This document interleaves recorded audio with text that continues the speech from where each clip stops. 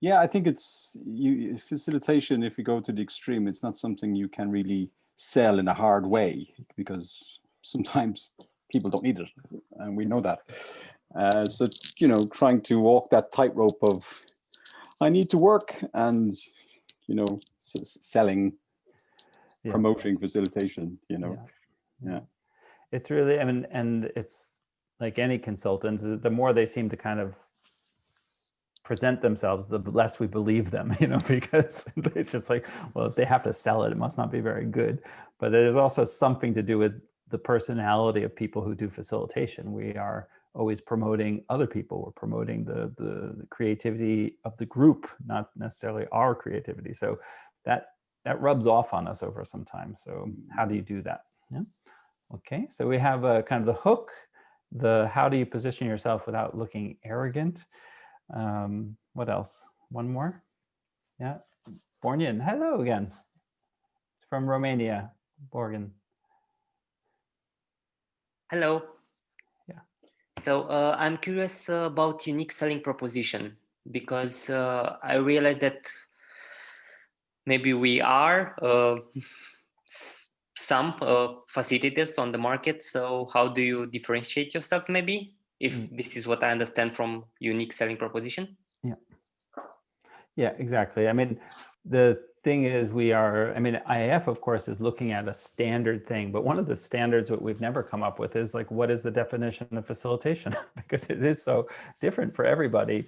That said, I think the ocean is big enough for all of us, so even if some of our USPs might be similar, there's so much need, for us, but it's about finding that niche. And what's the USP that's going to capture attention? All right. Okay. Anybody else dying to say something? Andrew, and maybe one more female voice. Yeah. Andrew first. Well, just one thing. I have a feeling that many organizations, I work a lot with NGOs, or used to work a lot with NGOs, sort of are not so aware of the power of facilitation. But once they see it, they get convinced. But I agree with you fully, Jeffer, that there is a huge potential. But one of my real big questions is, how can you be convincing of the need?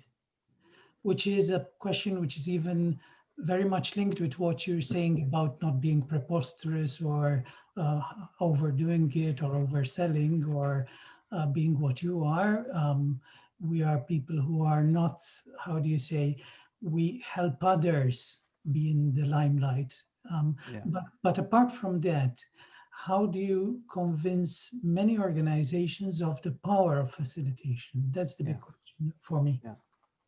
Okay. Yeah, I think we can certainly address that. I think it's, are we selling a process or are we selling the outcome is one big question. Like, the people have problems, we help them find a solution, the process to get there. But what do you focus on, that you're a process person or an outcome person? Yeah. Okay. Anastasia's hand raised, so maybe she would like to add some stuff. We have Anastasia, she's raising a hand. Sure, I'm the one who is dying to say something. So I'm gonna top it up on Andrew and just gonna put it in one sentence. I would like to educate people about the necessity of facilitation, since they are simply have no idea. And even if I'm so super duper fabulous and I know my USP, I still struggle to do that because they simply do not know what facilitation is. So that's what I would like to know from this session, Mr. Jeffer. Thank you. Yeah. Okay. All right. Very good. So let's take that a little bit further, right? So there's where you are, there's where the clients are. Some clients are more mature. They know very well how to buy a facilitator. They have a system in place for that. They know the criteria. Others, you're convincing them of the value, which is a really hard position. I mean, it's something generally you have to experience, that someone tells you about it. It's like eating sushi. I mean, you can tell me about it, but if you if I eat it, I'll know what you're talking about. Yeah. So, all right, let's look at the other side, which is kind of, we touched on, is the challenge. You know, what's the problem? So, and we just take maybe one, we take that one last one. So client, uneducated client, what's the challenge there? And it can be, you can keep going or someone else can rebound on that. Helen? Yeah. Yeah, so that was my, for me, it's like facilitation can solve everything, especially if you're very in facilitation, but actually being able to sort of say, yes, that's a problem and I can give you this, that, and it's linking those two things up and being able to kind of speak to that problem. That's the bit I find difficult, particularly as my work's quite cross-sector. I think it's possibly easier if you've got a very special niche, but yeah, so that's my kind of difficulty, if you like.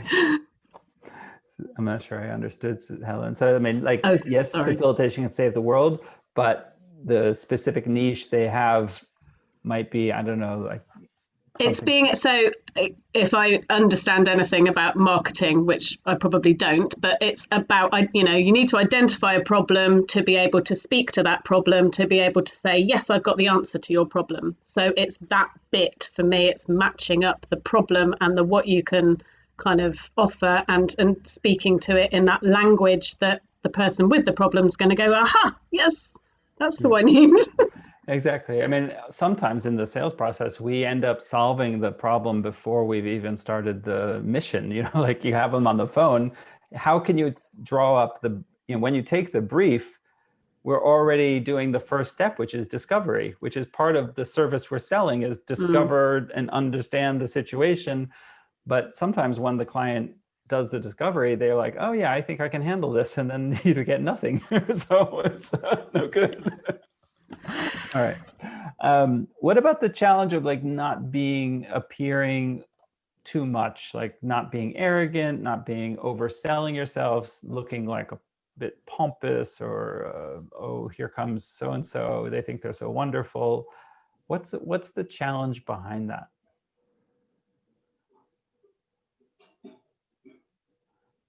Hey, Ula, nice to see you again. Jeffrey, but why would you bring the challenge of being too much? I do not have this challenge at all. I have the problem to educate the clients. If they tell me that they know nothing about facilitation, I try to educate them, but without being intimidating. So I do not have this problem that you're defining. I have the problem to educate them, just to be. So I think, I mean, fair to say we have a few different challenges in the group. For some, it's more, how do we articulate it so we can educate the client or let the client see, oh, this is an opportunity, this is going to serve me, I need this person's help, partnership. On the other hand, some of us have positioning issue, like you don't want to come off as, I mean, our whole part of the essence of facilitation is that we are supporting a group. And the last thing I would want as a client is somebody who's in there telling everybody what to do. That's not, like, Celeste? Yeah, it comes to my mind that it's not by... Tell us a little louder. Oh, sorry. I don't know where I have my headphones. So my point here related to your question is more related to sometimes as individuals and as self-employed, and you have your own company, what I face is this competitive disadvantage in a country that values the status and values a lot the branding of a big company that offers 0 or -1 versus someone that it doesn't have this huge branding and can offer 7 or 8 in a scale of 10, So it's how to play with this scenario and with this context. Yeah. I mean, I think it's something that this year has put into focus, because suddenly we see everybody doing everything because the internet makes it all transparent. So you see, oh, this person is an agile coach for software development in the emerging markets. is very specific. And then you have another person who says, well, I facilitate all kinds of things, like, and I think the fact is we can do so many, but we're almost forced into doing a niche, and big companies, of course, have multiple niches that they work in. And as a single player, we might be in one project for 6 months, and then, the next project have to be something totally different. So it's definitely, do we go deep or do we go wide? And yeah, against the competition. Okay. Are we, I think all challenges surfaced. Anything else we need to get around? Well, I can go. It's Kira here. The main challenge for me as a very starting facilitator is how do you get yourself in front of the client? Assuming you have figured out your positioning and your niche, or if you go wide, and if you are a brilliant marketer, you have created your elevator pitch, but how do you get yourself in front of those clients if they don't even know they might have a problem you might resolve? Yeah, I think this is, that's something I think right now, like, okay, everybody's a click away, but access to people is different. I think, how do we do it? Are we sending them an email, a phone message? Being out doing things is usually the best thing. People see it and they're like, oh, I need some of that. But how do you get into that? Yeah. Okay. I think someone else's hand went up as well. Was it David? Yeah, it was similar to Kira. It's how do I get to see people when all these mass meetings where you could possibly do it are just dropping, where your client is, afraid to stand beside you almost just in case you make them sick. Voila. So it's kind of, I often get the feeling that, when this COVID one day blows over, my pitch will be very good because it'll be a pitch designed to convince people who don't want to be anywhere near me. So, which I think is an added challenge, that I don't even think about getting to meet people. I'm in this frame set of a mindset where, how do I do this without getting to meet people? So. Yeah, exactly. So, I think one of the things, in visibility is, being in, if we go for the deep niche, like if Andrew would take you as an example with a long history in NGO and supporting associations and things, people know you for that. And of course, if you share something that you're still active on that's great. But let's say you're shifting, maybe you're doing whatever, you're doing something else now, you're moving into a different domain, you need to somehow show that. And how do you show it without, just how do you show it? Okay, all right, let's talk about the USP a bit, all right? So unique selling proposition, right? So what are we talking about? This is basically, you have your service, but then there's the thing you actually sell. So if we just take some famous ones that we know about, Apple sells computers and phones and things, but what they sell is thinking differently, right? So thinking differently is their positioning, and that's the promise that they offer. So it's a very different thing than those objects that they actually sell.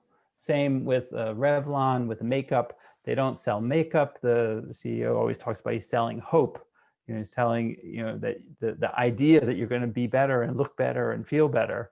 It's a very different message. So far what we've been talking about is, how do I sell these services, this partnership, this activity, these workshops? But what we're actually selling is an outcome, a benefit. For IAF, that's why we put so much energy in the impact awards, because what we're selling is an impact. If you make an impact, for whatever the project you're doing, that's the thing we should be selling. But our impacts are so diverse, right? So sometimes it's about profitability or efficiency or team dynamics, or it really could be just about anything. But I think that's one thing to think about for your niche is, what's the outcome that you're delivering? And let's take an example from the group. I'm going to pick out some people I haven't heard from yet, like Jan or Caris or Pranya. What are some of the outcomes that you are actually positioning? Well, I just added, how about selling disaster? I did this a session with a couple of facilitators, I think 5-6 years ago. But actually the problem is, how do you sell a disaster? And we did a session on that. And the outcomes of it were very interesting. Everybody learned. It's like switching the point of view. So when you try to sell a disaster and go into analyzing that, then you suddenly see, okay, these are the opportunities you have to selling a result. Yeah, exactly. I mean, so it's not something to do, but it's just if you have time, do a session in 1.5 hours, 2 hours. How would we sell disaster? Yeah, we have it. Like we don't have enough of them. Right? But Yeah, I think putting it on its head, so the opposite. Yeah. And then you can, from that, you can distill your unique selling point. Yeah. Okay. While we keep talking, we're going to share a couple more things. Reina, could you share the link to, just so we're all talking about the same thing on the, we'll put it in the chat, then you have it for later. It's just a description of what is the unique selling position with a few examples, right? Let's take a minute in small groups to talk about what it is that your customer is buying from you. Are they buying hope? Are they buying an outcome, an impact? Is it about team effectiveness or about some more tangible things? What is the outcome of what your service provides? And you're going to share that with each other in groups of 3 to 4 people.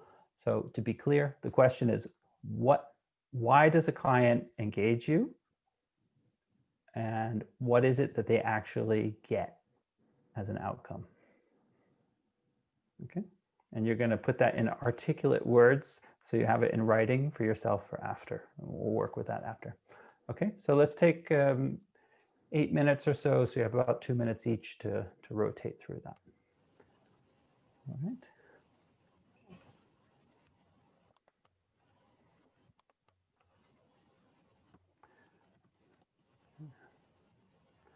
So I think you're going to be whisked away into if Reina gets the technology going, you'll be whisked away into a breakout group with 2 or 3 other people, and you'll be telling them, what is the outcome that I sell? Why does a client engage me? See you later.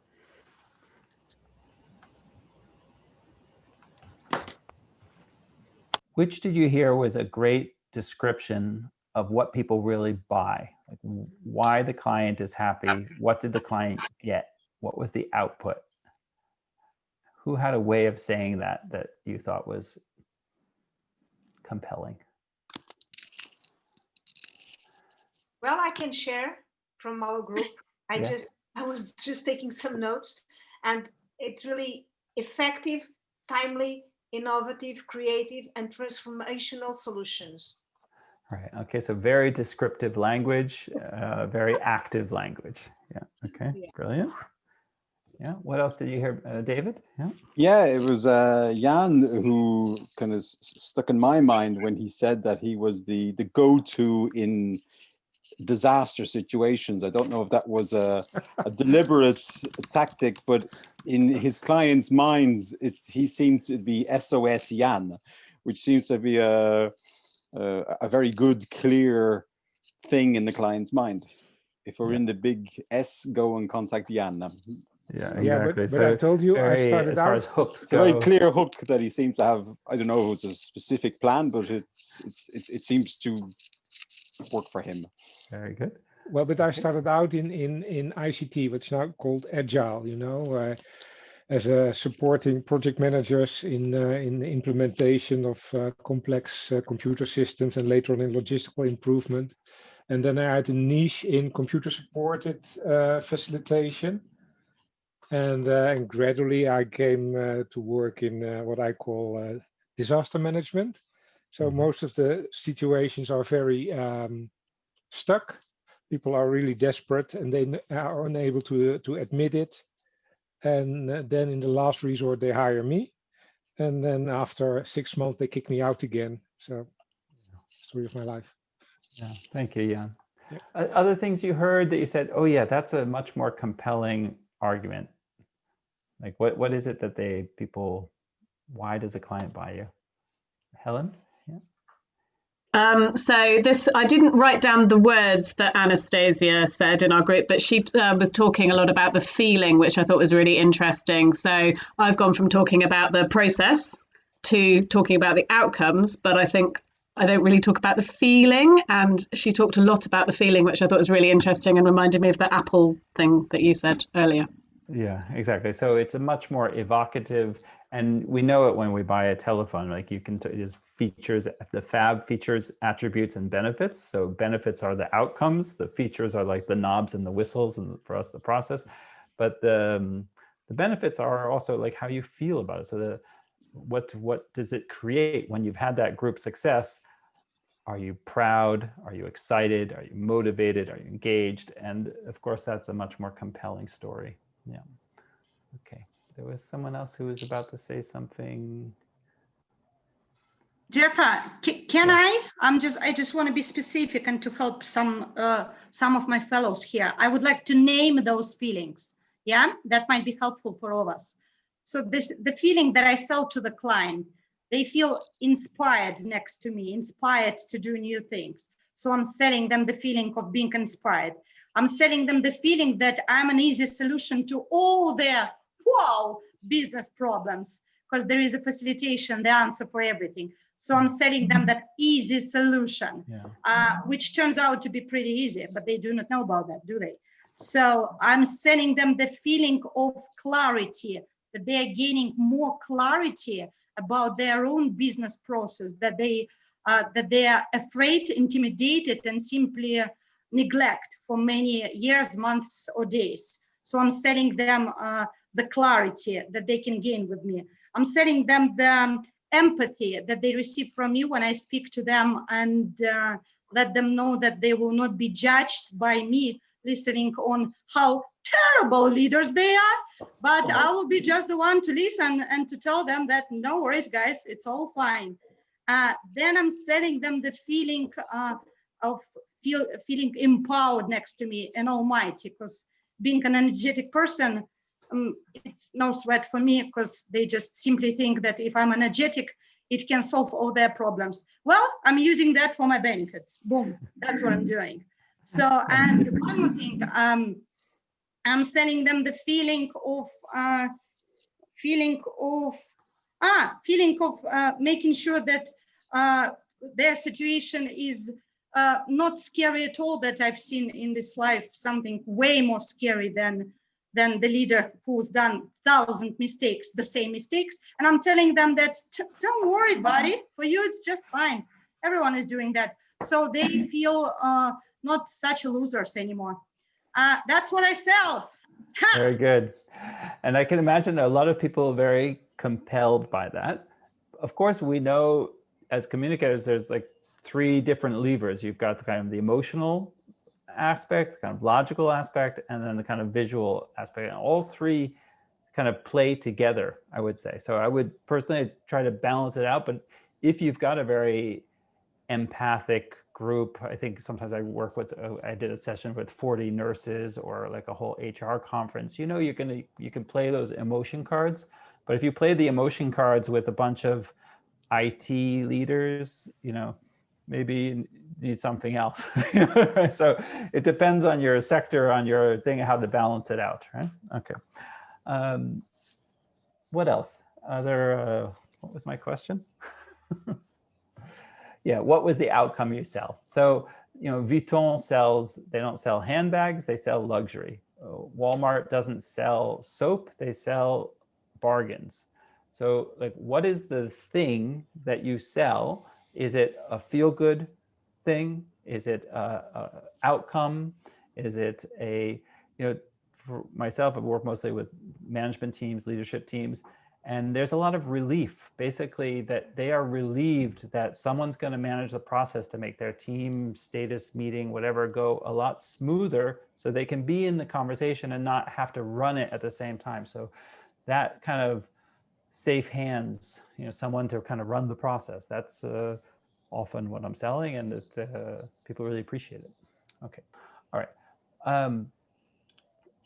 Let's talk a little bit about the metaphor. Okay, so we're going to move towards what are the key aspects of your elevator pitch, and then we're going to do a kind of Eurovision contest where you're going to break into groups.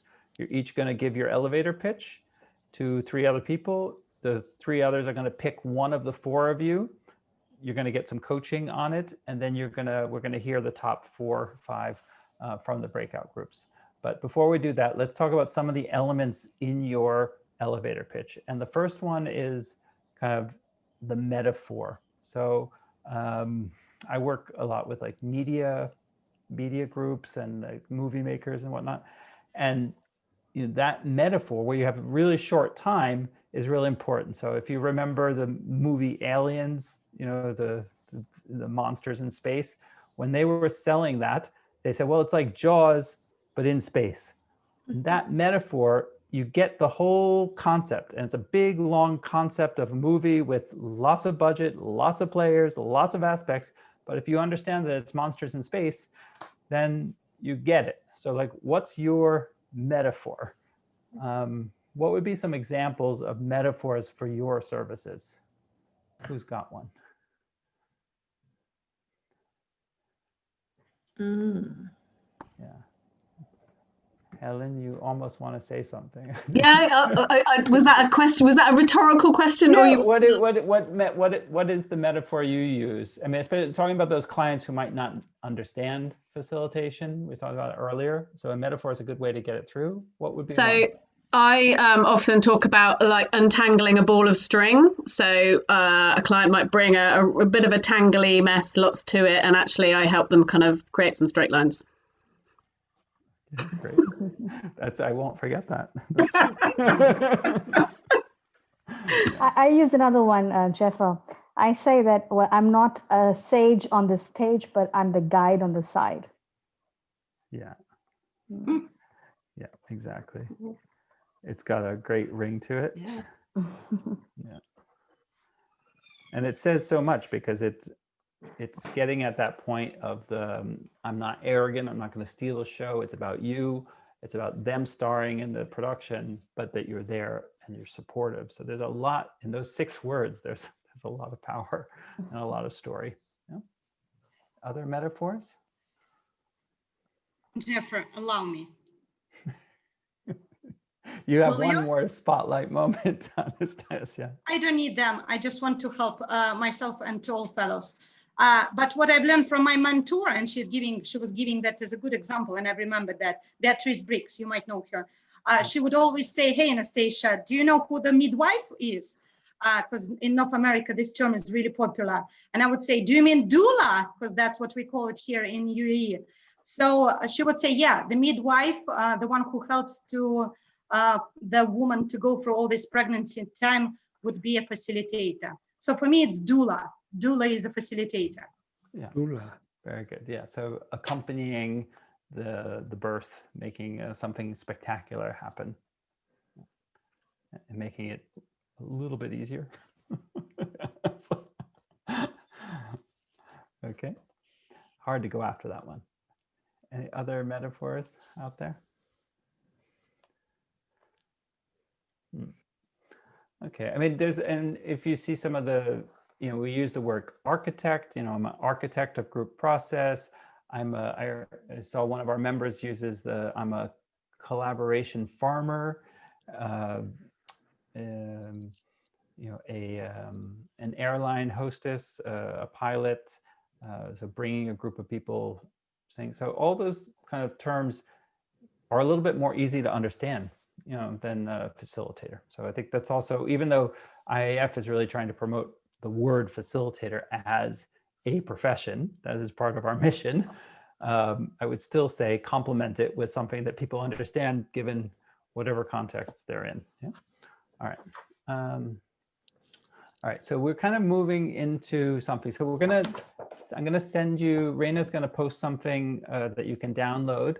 It's a kind of a worksheet, it looks like this. On one side, you've got kind of 10 tips to think about. And on the other side, you've got some things. And one of the things is like, the guide from the side, the doula, what is that thing that's going to be so memorable? I remember working with a tax consultant. I thought, okay, this is going to be really boring. I mean, tax consultant, not thing. But when we worked on his pitch, he said, well, I pay 3% tax and I can show you how to do that too. And that's something like, I never forgot that. That was like, 20 years ago, I pay 3% tax. It's an incredible positioning and a knowledge that you impart. So someone said, like facilitators make group process easy. We make group decisions better, more effective, et cetera. So what is that kind of keep it simple, stupid message that you're selling? Yeah. And then doing that with the kind of impact. All right. So on your notepad, so Raina, did you already post the link there? I think so. Okay, it's coming. The choir leader. Thank you, Helen, for your notes there. So Raina, if you could post the file, then people can download it. Okay, if you want to run to your printer, you can, but I'm going to do it like this. You're going to just kind of say, so there's three kind of big aspects. You need your high impact metaphor. Are you a midwife, an architect, a pilot, a guide? You need your kind of the benefit. We spoke about some great ones that we just had. And then, why should they care? Thinking about, start with why, what is the message that you want them to get across? And then all you need to do, you can either do this as just follow the template, or you can come up with your own thing, but it's a 30-second message. And, it's the thing you would say in an elevator or in a cocktail party. But in this case, you're on a networking Zoom call and everybody has 30 seconds to explain their business. What do you do with those 30 seconds? And it can be as simple as that model. Can you see that? I should have printed this twice because now you can see it and I can't. Right. Okay. So for my target audience who has some type of problem, here's what I do, and this is what it does. It gives this benefit. Unlike my competitors, this service has a unique differential, right? So it's just a long sentence, but it encapsulates everything. And we're going to judge you on how compelling were you? How memorable were you? Okay, so think about what you're going to do with those 30 seconds. In a moment, we're going to move to the breakout groups. We'll be in breakout groups of 4. So you're going to have 30 to 45 seconds to explain your pitch to the other people.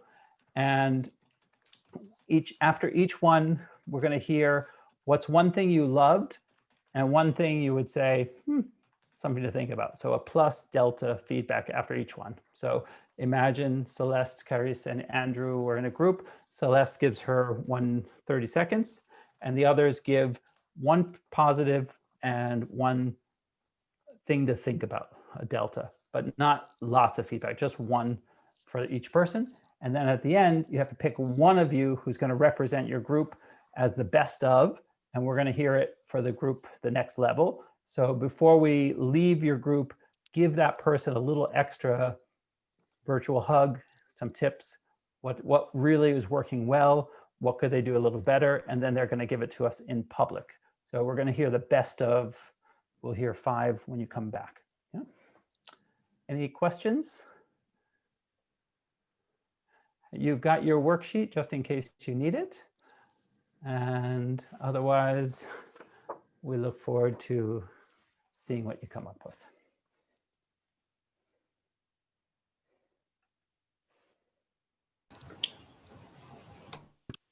Hello. Hi, and we're back. Hello. Hello, welcome back.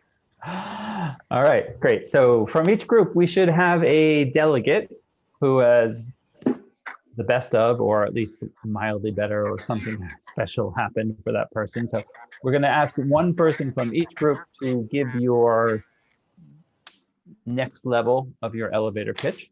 And then the group is going to offer you 2 gifts, a plus and a delta. So one thing we loved and one thing, something to think about for all of us. Okay, and then we'll look at the kind of the threads. So we can go, yeah, volunteer. Who's going to go first? Get it done. You know, actually, it gets more and more difficult. I just tell you that right now. The first person, it's really easy, but the second person has to incorporate the feedback from the first person. I forgot to give you that detail. Okay, so you go first. It's easy. Okay, I will be the first. All right, who's that? Is that one? Deck? Give us some light so we can see you. Okay, sorry. Okay, so I am the midwife who's helping you to face the pain of giving birth of your healthy son. Okay, well, that was good. That was very short. That's so 5 seconds. You had 30 seconds. Okay, all right. Let's take it as an example. What did you? One thing that went really well for Dersho. Deskabal, sorry. Creativity. Creativity, fantastic. Something, a piece of thing he needs to think about if he's going to make it better next time. Be careful you don't end up delivering babies. Exactly. I think we got lost with the. I would just say clarity. My sister is a midwife, so I mean, you seem, slightly qualified for that job, but I think so. Be sure people know what you're talking about. Okay, so the next person who goes is going to incorporate the creativity and the clarity. All right, Borkin, over to Romania. Okay, so can you remember a meeting that was boring, in which people were late and you got away from it frustrated and not getting to your results? If you don't want that, I can help you with facilitating meetings that are fun, engaging, and that are going to get you to your results. All right, very good. So what's one thing Borgen's done excellently there? Susanna or Helen? Go, Susanna. I was just going to say, like, based on the last point of clarity, I think it's quite clear what Borgen is going to offer. Exactly. You got kind of the heaven and hell, pain and pleasure going on. It works very well. Yeah. Something Borgen needs to think about? Any other feedback?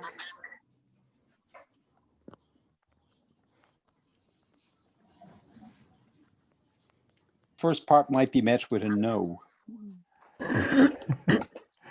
Yeah. And maybe we don't need a lot of examples of the pain. We know it. So maybe skim over a little bit of pain and a little more pleasure so that there's no squirming, no getting out. But most of us have been in a bad meeting, I think. Thank you, David. And thank you, Susanna. All right. So building on that one, so it's got to be creative, it's got to have pain and pleasure, it's got to have clarity, and it's got to have kind of good for everybody, good for every audience.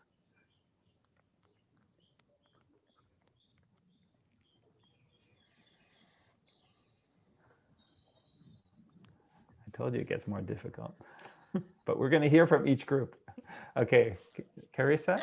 So I'll jump in for our group because we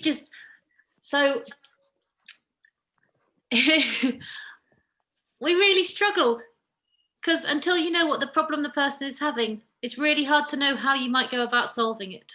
And so we ask questions, we find out more, we dig deeper, we find out what's important to you, and we help you to resolve it. Okay. See, that's an elevator pitch too, and it didn't sound like one, which is great. Okay. So what has she done really well there?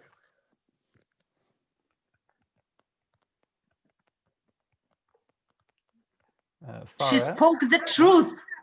She spoke the truth. Yeah, there's truth in there. There's no, can't provide the solution without understanding the challenge. Farah, what else did you like? I think she surprised us because we were waiting for when it's going to come. So I think it was simple and powerful. Yeah. With surprise, yeah. Yeah, and she didn't come off as arrogant. She came off as supportive and trust building. Yeah, okay. Anything she should think about if she were to do it again? Mm.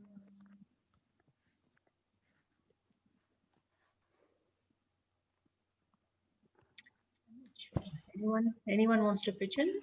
Just something that stuck out for me is that you use we. I don't know if it's not good or bad. It's just it made me think, oh, there's a team of you, Yeah. which there was, I guess, in your group. So Yeah, exactly. But yeah, who are you speaking on behalf of? Yeah. Mm-hmm. Anything else to keep thinking about?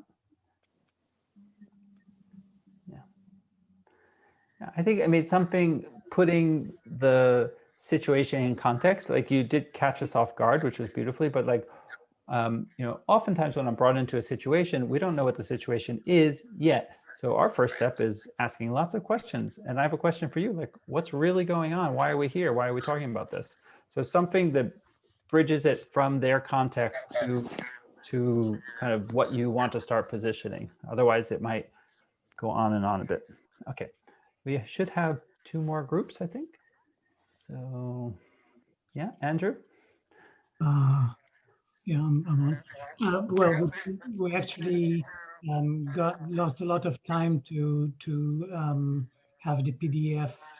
Not all of us had it, so I'm doing this live and without much thinking. But your 30 seconds is running out, Andrew. Go for it.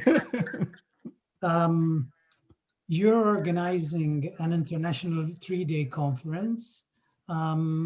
And you need help with processing, with the process of that and with the facilitation. We can help. Okay, very good. All right. So what has Andrew done very well there? What did you appreciate?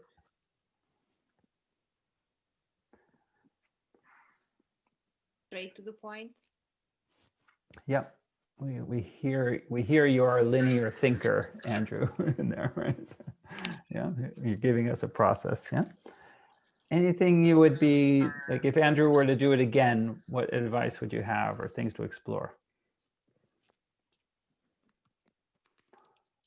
I would say, as much as I love the timbre of the voice of Andrew, I would tell him, well, how do you know that I need it? Why do you tell me that I need it? Maybe I'm not.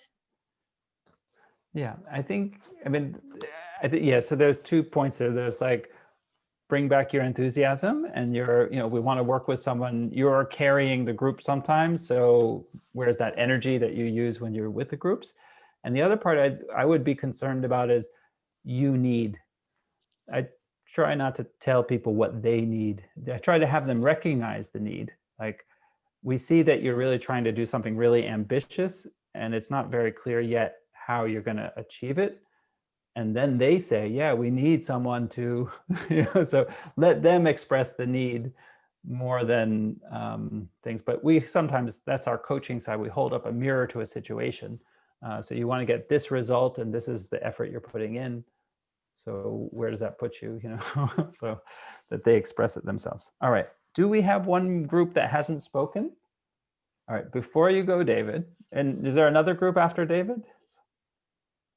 We have, okay, so David, just to remember, these are the things you need to incorporate, right? From what we just saw. You're going to be creative. You're going to use pain and pleasure. You're going to have empathy, use questions. You're going to solve problems. You're going to give us a little bit of a surprise. There's going to come up with clarity. It's going to be clear who you're speaking on behalf of, not telling them what to do, but using your enthusiasm to create contagious energy. And that it's, I can't read my own writing, good for all audiences. Yeah. So that's all you have to do. Go ahead. Well, yeah. The thing is, I'm going to take a risk here and be cruel to be kind, because Miriam was in our group with myself and Vic, and Miriam needed to give her pitch, but didn't get a chance to do it. And I think giving it to 25 people, I feel would do her a world of good right now. I'm sorry, Miriam, I will understand if you don't. So creative, pain and pleasure, surprise and clarity. My gift to you. Yeah, thank you. Okay, can we spotlight Miriam? Well, yeah, I feel the ambush here. But So before we got summoned back, I was telling Andrew that for me, it's about making eternal meetings in which in which you are supposed to make decisions, making them funnier and with pleasure and more efficient. Because he was talking about something that I found very interesting, his pitch. I'm gonna let you go with it, but for me, it's a matter of making long-lasting meetings. First, I think it's the first thing that we could sell, that I could sell if I was already selling to clients. All right. Thank you, Miriam. That was a hybrid of conversation and pitching there. What did you take away from Miriam's presence?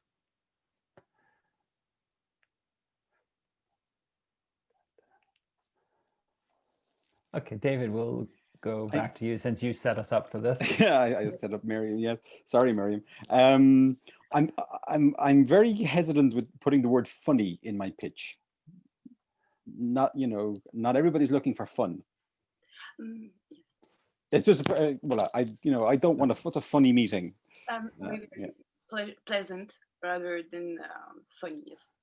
Yeah, I think we could go back to Morgan's example where it's less tedious, boring, no agenda, to more satisfaction, potentially fun, and engagement. Right. So it's those two sides of the equation, balancing it out. But yeah. Coming back to Anastasia, is it purely a volcano of emotions, or is it more about the efficiencies and effectiveness and the tangible outcomes? Okay, so from that list, think back about your notes, and I'd like you to write down two things for your own self that you're going to go away with from this. One is, like, from everything you saw that we said, this is good, which thing do you think you need to adopt for your own elevator pitch? Is it creativity, pain and pleasure, using questions, getting people to see their own problems more clearly, a surprise aspect, or being more empathic? So those are all things that we said we loved in other people's pitches. Which of those could you take for yours? On the other hand, we had some things that we didn't like, or we had questions about, or left us less comfortable. So which of these things might also be a concern that you need to take into account for yours? Being more clear, being clear about who you're selling, putting ideas in people's head, like you need this, you need that, you should do this, you should do that. Do you need more enthusiasm? Do you need more clarity on the benefits that you're offering? Do you need to make sure that it's adaptable for different audiences, or how would you adapt your story for the different audiences you typically serve? Okay, so you've got your own kind of homework to do. In the chat, I posted a second document. It's the same, almost the same first 2 pages, but there's 2 more pages that give you some questions to ask yourself. So on the one I sent you, you have the 10 tips: clear target, tailor to your audience, grab the attention, the benefits, etc. The other one on page 3 gives you some questions that, like, for example, the hook. I think that's one of the things we promised you, and it's probably the hardest thing, is like, what is the thing that's going to hook their attention? So we've got some answers for that. All right, now where are we in the process? We've got about 15 minutes left. We said we would cover 3 things. One was the unique selling proposition, kind of did that. Elevator pitch, we've seen some good ones. Being congruent in your words and messages. So that's the kind of the last reflection area. We're not going to do a breakout about this, but I just wanted to kind of bring it up because we asked the question earlier, is how do I get visibility? How do I get in front of people? How do I kind of, if I have the conversation with a potential client, it probably goes pretty good, but how do I get to that place? So your personal branding and awareness of what you do is, what we're talking about. I am sure by now you've updated your LinkedIn profiles a few times over the past year. to adjust your style. You're no longer a facilitator, you're an online facilitator, you're no longer one thing, you're doing something else. But being consistent across all those platforms, the more platforms we have, the more places we have to kind of have that message. But people remember you for what they've experienced with you. So what are they now experiencing with you, and what story can you bring? Like all of you, I have the same challenge. So I basically was doing kind of luxury events for management teams. You go to a chateau and you talk about strategy for 2 days, and it's brilliant, and we make a media sensation and a lot of films and whatnot. Now we're doing that virtually, virtual collaboration, and makes a similar kind of result. But people remember me from what we did before. So how do you use, have integrity of what you did before, but for what you're doing now? So maybe we take one of you who's struggling with this idea about how do I shape my presence, my brand, my image, and we talk it through a little bit, some live coaching that we can all benefit from. Anybody feeling like they want some free advice from a bunch of very empathic feelers who like to talk about their processes and stuff?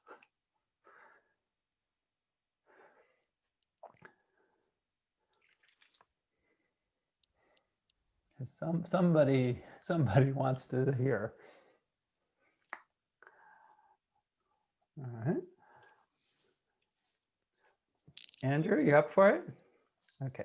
Right. I'll give it a try. I mean. All right. So Andrew, the question was, like, maybe tell us a little bit, where are you now? Like, what is it that you're trying to position?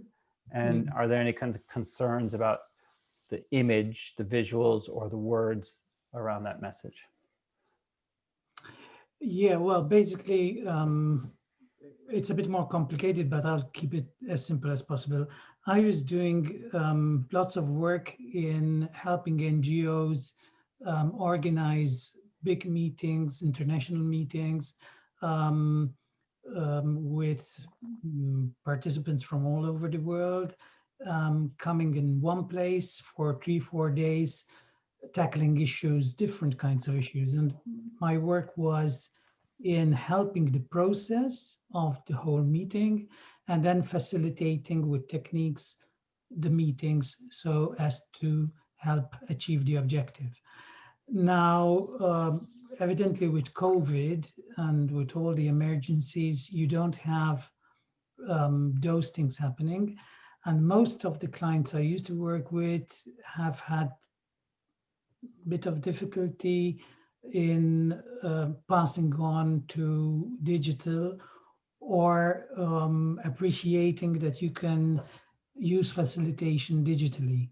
And at the same time, there was a learning, there was a learning curve for all of us to understand the ongoing new techniques and the platforms and things like that. So I don't know if this is enough. Yeah. Okay. So I think we get your kind of context, the environment you're working in, but do you think people are clear on what you're offering?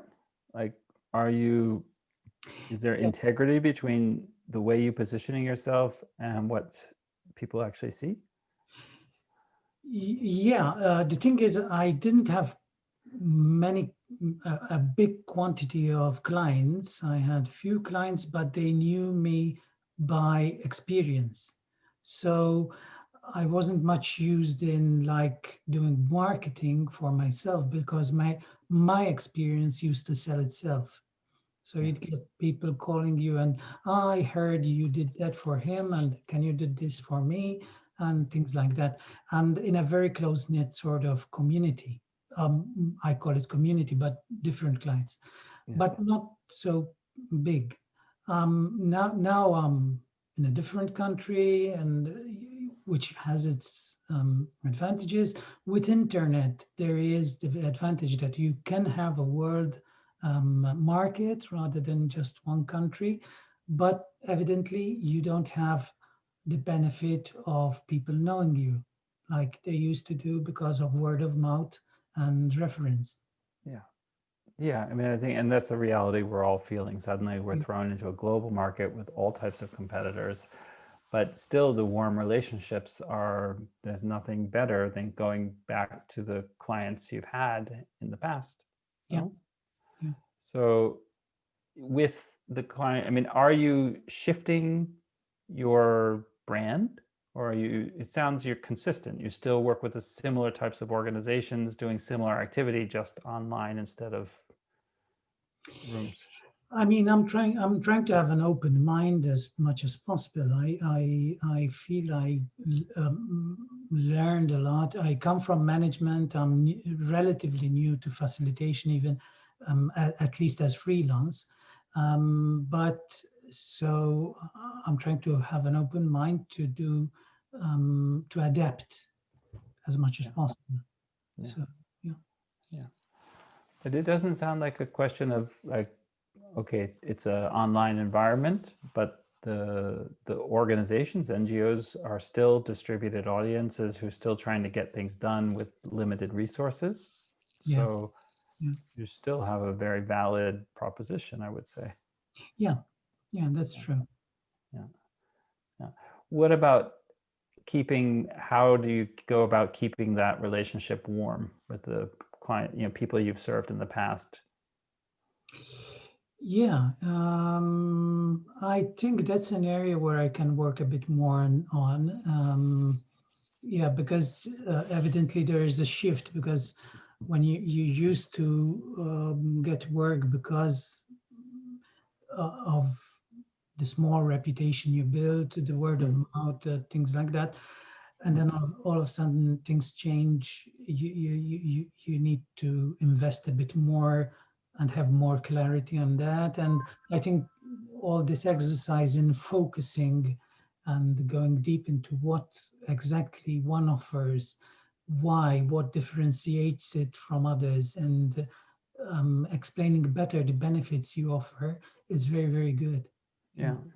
Yeah. And also, I mean, because I know you a little bit outside of these circles, you have a very steady hand. You're very competent, very conscientious. You've got a real caring side. So, I mean, trying to like, that is your brand, I would say. I mean, that's what I would turn to you. If I was running an NGO and I was looking for those characteristics, I would look for you. So I think it's not, you know, about having to like show that, it's just staying connected to the groups you've already served. But maybe there does need to be, you know, as far as visibility, so we can actually see you doing, you know, the work you do, but in a public forum.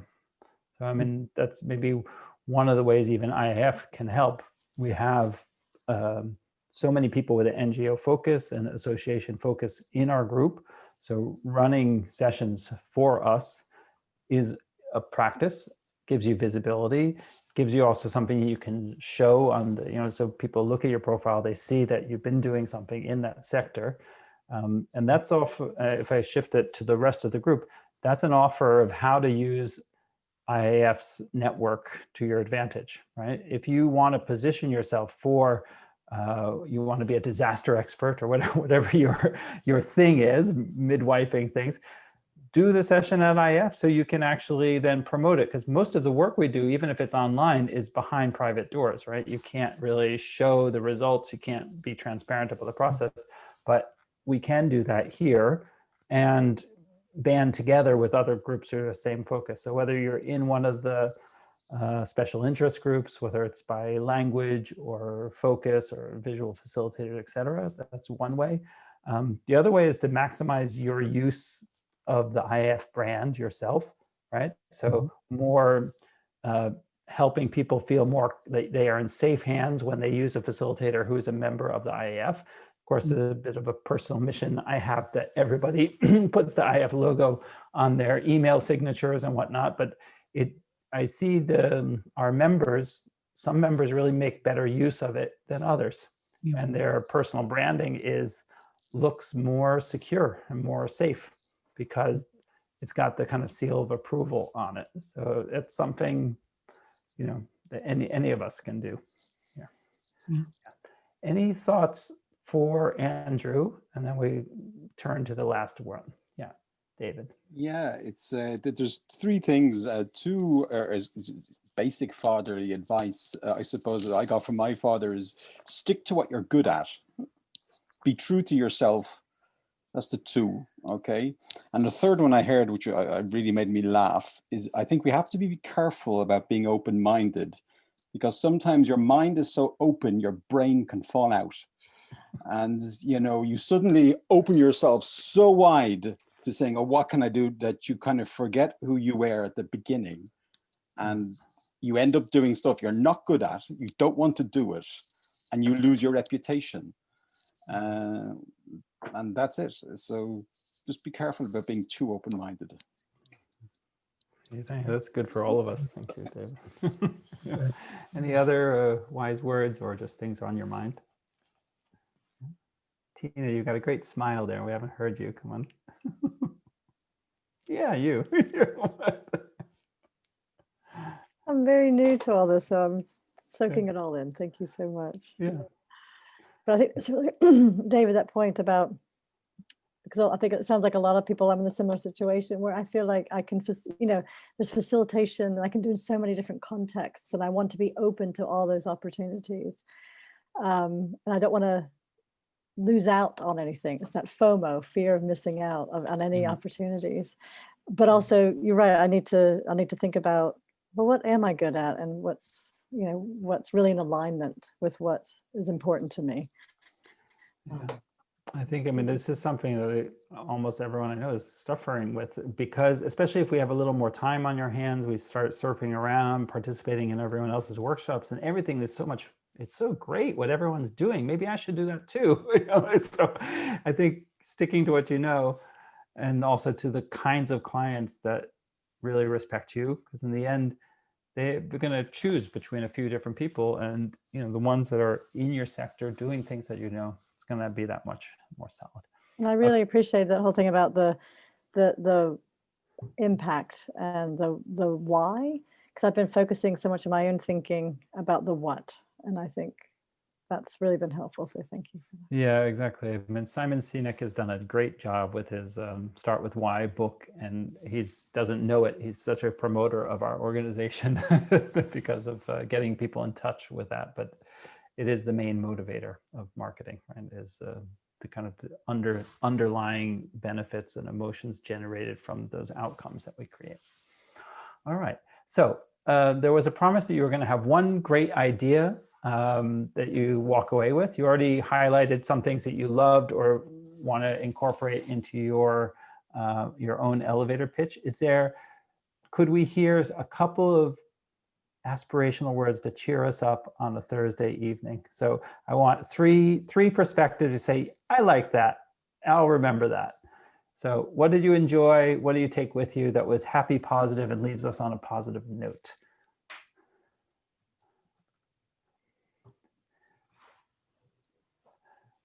Yeah, I'll take Susanna first. Yeah. I think for me, it's I really liked some people's metaphors, and so I need to think about what my metaphor would be, because I do love working in metaphors and I use them a lot in my facilitation, but in describing what I do, I don't use them. Yeah. But that could be so much more useful, because what I do is quite niche and complicated to explain. Exactly. Yeah. Beautiful. So we look forward to hearing what you come up with. Thank you, Susanna. Yeah. One more happy, positive thing you take with you? Andrew? Yeah. Just the amazing thing of in an hour session getting so many such a good feeling with help from everyone, and everyone wanted to share and help the others, and trying to find a new light where to go on. I think that really is a positive thing. Yeah. Brilliant. Yeah. We're in it together. Right. Yeah. One more? Yeah, David? We have an expression in I live in France here. The French have an expression, is that the shoemaker has the worst shoes. Yeah. And I think it's about time that we're so used to guiding people and showing them the way that we just don't do it for ourselves. Yeah. and that we need to take that time. Yeah. No, I mean, we are, Instead of helping people to take time, take it for ourselves. Yeah. We're all about creating space for other people, but taking the space for ourselves, except for Anastasia, and we're not doing so well in that department. But, you know, what we do is create a lot of gratitude. I mean, I think there's so many people who kind of owe me a favor, who are really have gratitude because I helped them get through some deep shit. You know, like, so, and those people give great recommendations. I think, I mean, if there's one last piece of advice I have is don't promote yourself, have other people promote you. You have great clients, people you've done huge work for. Those are the people who should, you know, they'll write you a little recommendation or introduce you, or you know, even you know, going back saying, look, this is the exciting new thing I'm doing now. You know me for X, but look at what we're doing now. That's really where I think, you know, building on your deep relationship skills and history. So, all right. I want to thank again Rena for kind of making this all happen, from the social media and the invitations. Celeste for hosting us, bringing us all together, and being open to having candidates coming in from India and Canada and beyond Europe as well. And Brazil. Yeah, Brazil. We have Brazil here as well. So. That's brilliant. Thank you. So, very good. All right. So enjoy the worksheet. If you haven't downloaded it already, you've got it there in your chat. So before you go, take the file with you. Gives you some things to discuss with your friends, family, kids, pets, parrots, etc. And then if you have some success with it, I'm always curious to hear about it. So thanks for your time, and looking forward to hearing your positioning and using the IAF logo correctly on your emails. Okay. And see you in January. Thank you, Jeffer. Okay. Thank you. Thank everyone. you. All the best. Ciao. Thanks. Thank Thanks, you. Jeffer. Bye. Thanks, everyone. Bye-bye. Bye-bye. Thanks, Jeffer. Thank you. Good Pleasure. night. Bye, everyone. Thank you, Celeste. Hey, ciao, Farah. Ciao, Farah. Bye. Bye. See you. Ciao. Bye-bye. Bye, Mr. Disaster. Mr. Disaster.